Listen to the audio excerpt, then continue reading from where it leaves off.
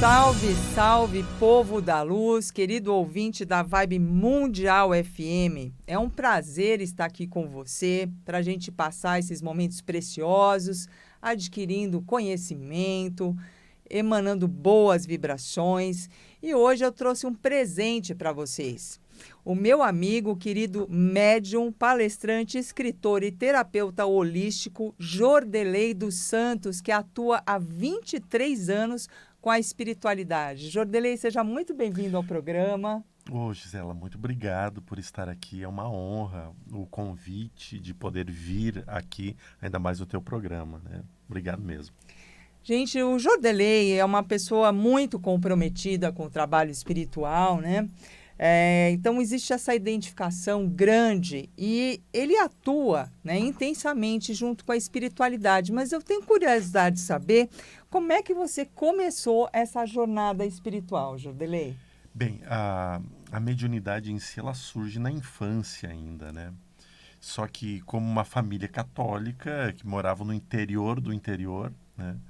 Do Rio Grande do Sul, uma cidade chamada Getúlio Vargas, as coisas eram muito difíceis de chegar, então tudo era em volta da igreja, em torno da igreja. E outra, quando nós temos uns pais que não veem o que a gente vê, a gente acaba passando por equivocado, por mentiroso, né? Sim, Então, na década de 80, isso era corrigido com uma leve surra, né? tá. Então, assim foi que começou. Aí, quando eu entro para a universidade, com 18 anos, me mudo para Santa Maria. E esse período que eu estava voltado à faculdade, ao meu desenvolvimento profissional, eu deletei tudo, apagou tudo. Eu não tenho lembranças de flashes mediúnicos nesse período da faculdade. Mas logo no término da faculdade, quando eu me mudo para Porto Alegre para estudar em Porto Alegre, começou um monte de coisas acontecerem ao redor. E, e a maneira que na época, assim, muito ainda materialista, eu achei que eram as portas do suicídio o caminho.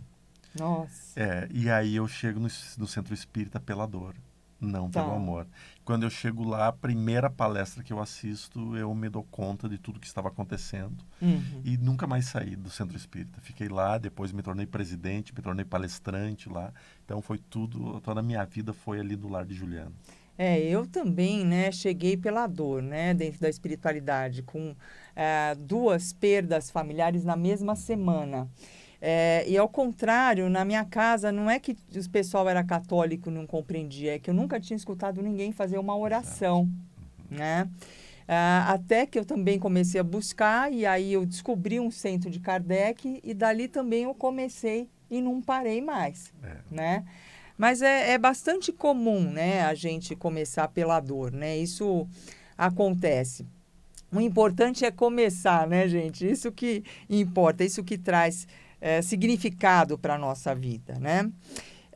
E com a questão da mediunidade, né, Jordelei, você é uma pessoa que você é conhecido, né, pelos trabalhos que você faz com a cura, a Uhum. mediunidade de cura. Como é que uma pessoa, né, pode identificar que a mediunidade dela é de cura? Não existe hoje sintoma algum de mediunidade. Claro que a gente, quando vai instruir algumas pessoas, a gente fala, ó, possivelmente quando ocorre isso ou aquilo, pode ser mediunidade. Mas a mediunidade não é algo que tenha sintomas. A Uhum, mediunidade, ela se apresenta. uhum, E nós não sabemos por que ela se apresenta em um e de uma forma, em outro de outra forma. Mas a mediunidade de cura a gente começa a ver ah, de uma forma mais nítida no médium quando ele começa a se entregar demais aos sentimentos de transformação interior.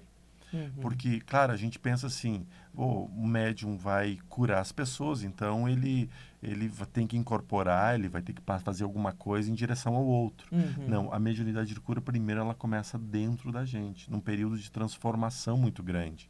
Então a gente começa a ter muitos embates com as nossas questões certas e erradas e uma vontade muito grande, uma sede de aprender, aprender, aprender, nunca está satisfeito. Eu Uhum. lembro quando começou a surgir tudo isso, eu fiz reiki, fiz um monte de outras terapias, assim, porque eu queria entender por que fervia a minha mão, por que o meu peito acendia, Por que que as minhas auras dilatavam quando chegava perto de alguém pedindo socorro? Porque mudava toda a estrutura. Sim. Né? Mas hoje, se chegar uma pessoa diante de mim, eu vou sempre incentivá-la ela ao trabalho paralelo do desenvolvimento moral e do desenvolvimento Ah, espiritual. sim. E aí, desse processo é que surge a mediunidade de cura. Sim, porque assim, o que eu percebo, né, todo mundo tem a sensibilidade ao extrafísico, né? A mediunidade, ela é uma capacidade de senso-percepção do organismo humano, ela não tem nada a ver com religião nenhuma. Só que Exato. como o kardecismo estudou isso a fundo, o que que acontece? Parece que virou patrimônio do kardecismo, mas não tem nada a ver com religião.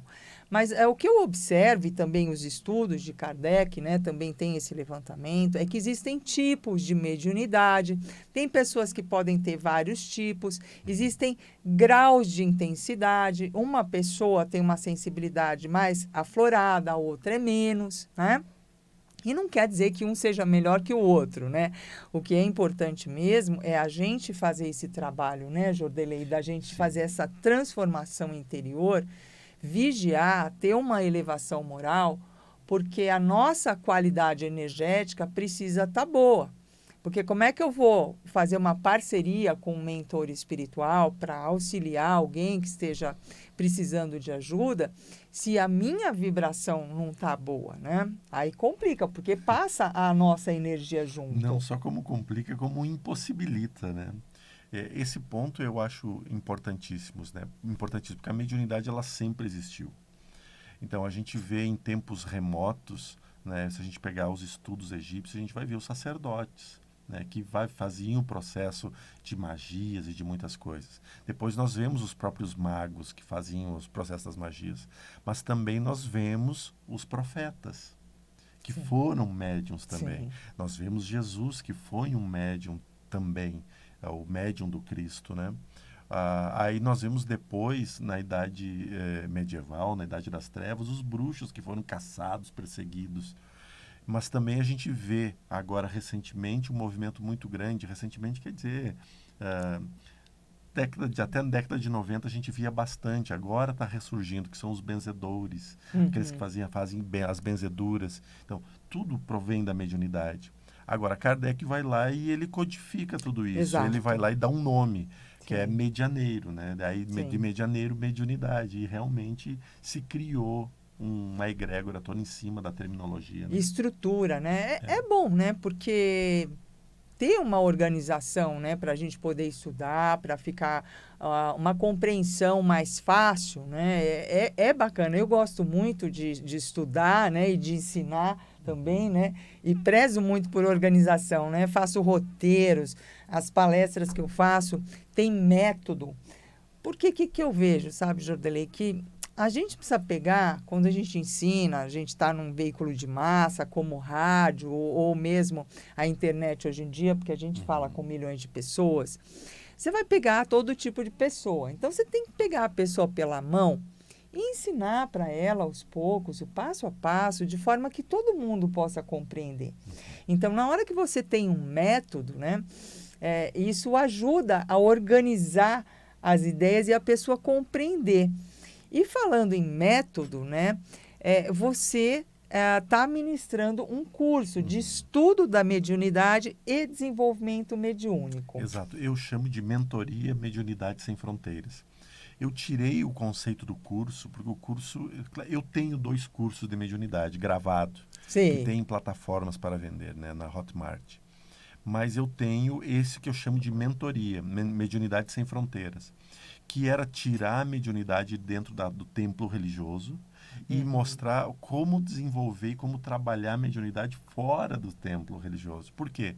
A gente fica 2, 3 horas numa sessão. Sim. E a gente fica 22 horas, 21 horas. A gente vive 24 horas do dia, a mediunidade está na gente. Então, por isso, sem fronteiras, sem ter as barreiras da casa.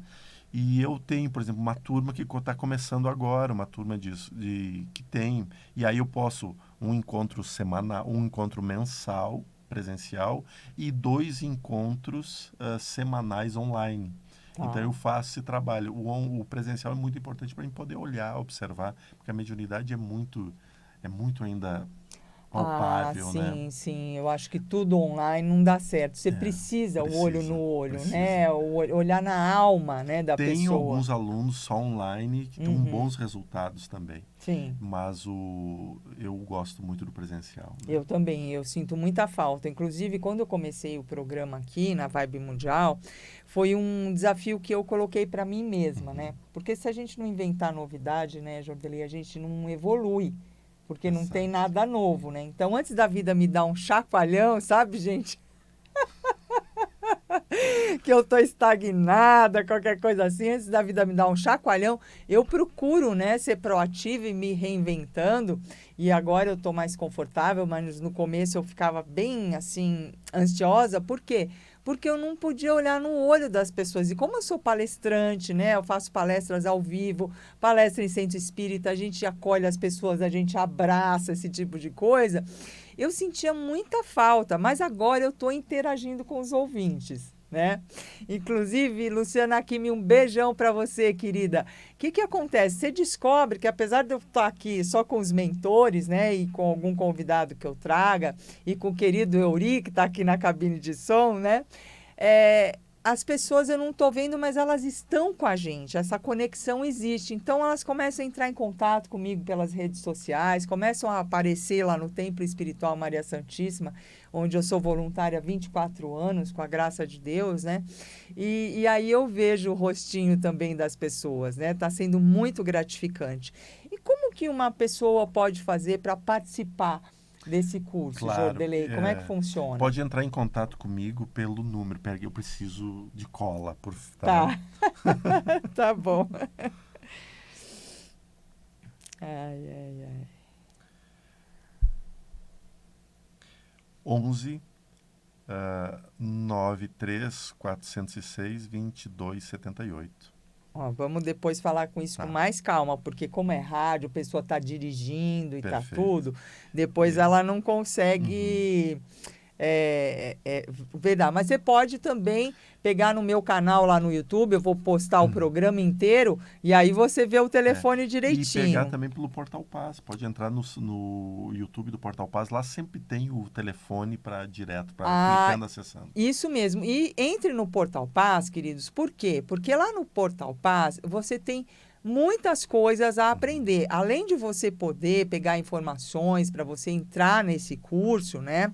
Sobre mediunidade, você se conhecer melhor antes de qualquer coisa, né? E você saber lidar com essa sensibilidade. Lá no Portal Paz você tem vários conteúdos que você pode conhecer. Por exemplo, tem livros para você baixar gratuitamente. Olha que legal. Você tem os livros Caminhos de Evolução, Sementes de Esperança. Tem cartas psicografadas, é isso, Jordelei? Carta que você psicografou? Não, tinham outros médios que psicografavam. E agora a gente vai, aos poucos, retomando novamente esse trabalho da psicografia, que ficou parado. Porque, infelizmente, nos grupos tem um período que entra um grupo, pessoas, no outro período que saem pessoas. Então, isso é um processo normal de todos os grupos. São ciclos, né? São ciclos. Então, agora está chegando novos médios com capacidades psicográficas. E vai ser muito bacana. Ai, que bom, porque é muito bonito, sabe? Eu tive num congresso lá nos Estados Unidos, e aí estavam vários palestrantes. E eu vou confessar para você, tinha muitos palestrantes, assim, vamos dizer, tecnológicos, era tudo de cunho espiritual, tá, gente? Inclusive o Wagner também estava, né? Onde ele vem com aquela sabedoria, com aquele amor. E tinham bastante palestrantes, assim, modernosos, sabe, tecnológicos, umas palavras bem rebuscadas, né? Mas um trabalho que eu achei muito bonito lá foi justamente as cartas psicografadas. Porque isso traz um amparo para a pessoa, né? Um acolhimento, você receber, gente, uma mensagem de um ente querido seu que você ama muito, que você está sofrendo com aquela partida e você vê que foi ele que escreveu. Você sentir, né, o jeito da pessoa e tinha até assinatura com a mesma letra da pessoa. Então, isso dá um conforto emocional tão grande. Eu achei belíssimo, adorei. Mas para você que está chegando no programa Lógica da Vida agora, hoje eu estou aqui com o Jordelei dos Santos, tá? Que é médium, palestrante, escritor, terapeuta holístico e trabalha há 23 anos com a espiritualidade. E, Jordelei, uma coisa que você também é bem conhecido é pelas cirurgias espirituais que você realiza em parceria com os mentores. Como é que funciona isso, Jordelei? Nós temos um trabalho que é mensal. Uma vez por mês nós temos trabalhos com cirurgias espirituais, né? Como nós não temos ainda o espaço físico, a gente vai alugando lugares aqui em São Paulo para realizar. Como também as pessoas de outras comunidades, outras cidades entram em contato comigo, a gente agenda um horário, a gente vê as despesas, pelo menos, né? Para que possa... E aí eu também faço o que eu chamo do portal itinerante. Sim. Agora eu tenho dia 22 e 23 Novo Hamburgo. Maio, na segunda quinzena de maio, eu tenho São Miguel do Oeste, que são o trabalho só de cirurgias espirituais, fora as de São Paulo. Além das cirurgias que são realizadas nas lives do Portal Paz. Sim. Então, tenha também o trabalho da cirurgia online. À distância. À distância. Sim, aí a pessoa pode estar nos Estados Unidos, na Europa, não interessa. E tem muitos relatos, assim, incríveis de cura. Eu não gosto de lembrar, de falar ele, porque a gente pode estar querendo aumentar algo ou querer ser importante em algo, e isso eu não sou. Porque não sou eu que faço as curas. Claro. Mas os relatos chegam até nós. Sim. E é impressionante, Gisela. Impressionante. Olha, eu compreendo perfeitamente, tá, Jordelei? Perfeitamente, porque, gente, por exemplo, eu fiz uma cirurgia espiritual de transplante de córnea, tá? Eu sabia que eu ia fazer essa cirurgia espiritual e quando eu fiz, eu simplesmente estava sentada, tá? No salão sagrado de atendimento lá do Templo Espiritual Maria Santíssima. Foi num dia em que o Dr. Bezerra de Menezes estava fazendo atendimento lá, mas eu não passei, tá? Assim, fisicamente, na mão de médium nenhum, só que eu senti tudo. E mais do que isso, o que acontece é que eu teria que fazer um transplante de córnea físico no oftalmologista e tudo, porque realmente eu tenho uma sensibilidade grande nos olhos. Com 15 anos, a minha mãe me motivou a fazer uma cirurgia, tá, de miopia, que ela foi condenada com o tempo. Ninguém mais faz essa cirurgia. E deformou minha córnea toda. Porque eu jogava, fazia esporte e o óculos atrapalhava. E ela foi lançada, ela me motivou e eu fiz essa cirurgia. Só que isso acabou com a minha visão. Para você ter ideia, mesmo assim, hoje eu ainda tenho 11 graus, né, de miopia. Então, o que acontece? Foi piorando a minha visão e eles sempre passavam em consulta, eles falavam, mas a cirurgia foi em desdobramento, projeção astral que eles me falaram, qual era o dia, qual era a hora, os preparativos, eu me coloquei em postura, sentei lá e foi feita a cirurgia. Exatamente. Tá? E eles fazem também esse atendimento à distância. A gente chega, gente da Itália, a gente não desceu. Gente, eu vim agradecer. Por quê, gente? Porque espírito não precisa pegar carro, não precisa pegar avião para visitar ninguém. Visto. É simplesmente eles identificam o sinal da sua prece, do seu pedido, da sua fé. E de acordo com a sua fé e o seu merecimento, é claro que não somos nós encarnados que julgamos, tenha certeza disso, eles se dirigem até a pessoa e fazem as curas, né? Mas que bacana. Então, esse serviço itinerante, veja se eu entendi bem, Jordelei, as pessoas elas se organizam para poder custear apenas a sua ida até o lugar.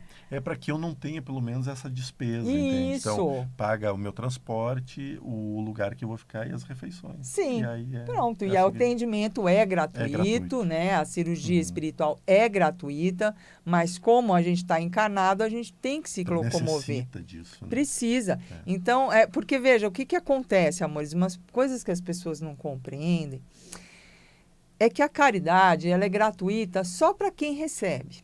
Tá? Para quem faz a caridade, não é gratuito. Tem muitos custos. Não é isso?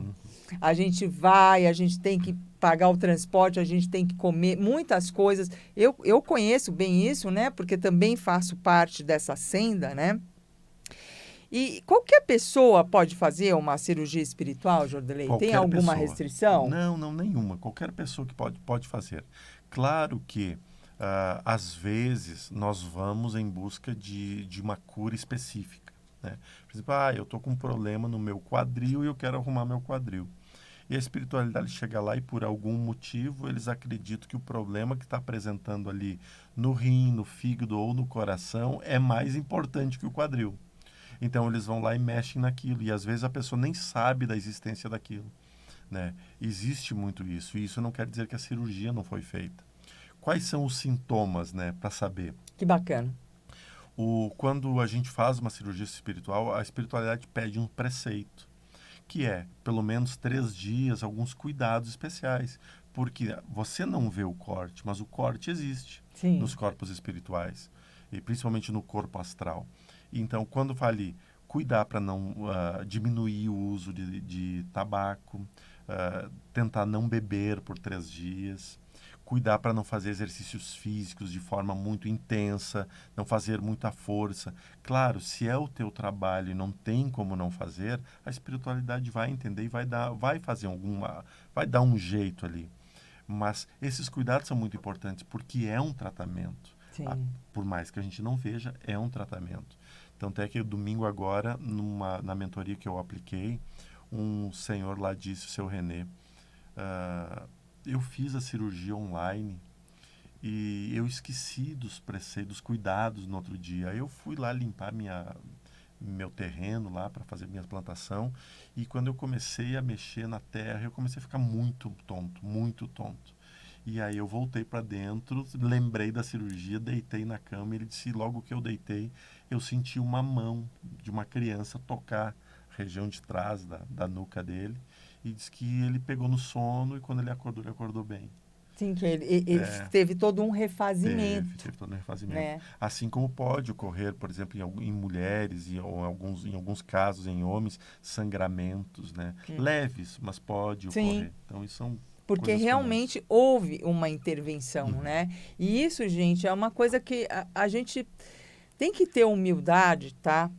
Porque os mentores, eles conseguem alcançar, eles conseguem ver coisas que a gente não vê. Então, às vezes, eles fazem muito um tratamento preventivo. Na hora que ele vê que você tem um problema, você está com uma dor num lugar, só que tem um outro órgão seu que está precisando urgentemente de tratamento e você nem sabe, mas eles sabem. Sim. Né? E isso eu vejo muito, Jordelei, porque o que eu vejo? As pessoas passarem no centro espírita, elas chegam lá porque elas querem resolver problema de dinheiro, elas querem resolver problema de romance. Chega lá, os mentores pegam e botam elas para fazer uma cirurgia espiritual. Exatamente. E ela não quer saber, ela fica louca da vida. Só que, gente, não é assim. Pode ter certeza que eles fazem o melhor. E dê graças a Deus, porque você teve um livramento. Né? Porque como eles vêm antes da coisa ficar complicada, né? Eles vão interceder, eles vão cuidar de você antes. Então, a gente tem que ter humildade, confiar em Deus. Por quê? Porque Deus quer o melhor para cada um de nós e faz o melhor para cada um de nós. Então, a gente precisa ter esses cuidados, né? Porque é feito realmente uma intervenção e isso é muito precioso. Porque se você tem que fazer uma cirurgia no hospital, olha, não é brincadeira, não. Não é, não. Jordelei, Exame de sangue já não é brincadeira. Já tem agulha, né? É sem você tomar um corte físico, sem tomar pontos. Jordelei, esse programa acaba muito rápido. Eu queria que você desse as suas redes sociais. Como é que a pessoa pode te encontrar? Claro, ela pode me encontrar pelo Instagram, tanto Portal Paz 1 quanto Jordelei. Os dois são organizados por mim. Pode encontrar ainda no YouTube, que é Portal Paz, é o canal. E tem um canal que a gente está trabalhando com um amor muito grande, que se chama Cortes do Portal. Que são as pílulas que a gente vai tirando ali de uma live, de uma palavra do mentor. As lives, na sua grande maioria, elas são canalizadas, né? São os mentores que falam, que passam as mensagens, que trazem as respostas, as dúvidas que são online ali. Então, nós temos esse trabalho pelo YouTube, Portal Paz, ou pelo Instagram, Portal Paz 1 ou Jordelei. Judeli, eu agradeço de coração e vou chamar você aqui de novo para a gente aprofundar esse papo. Obrigado pela sua audiência.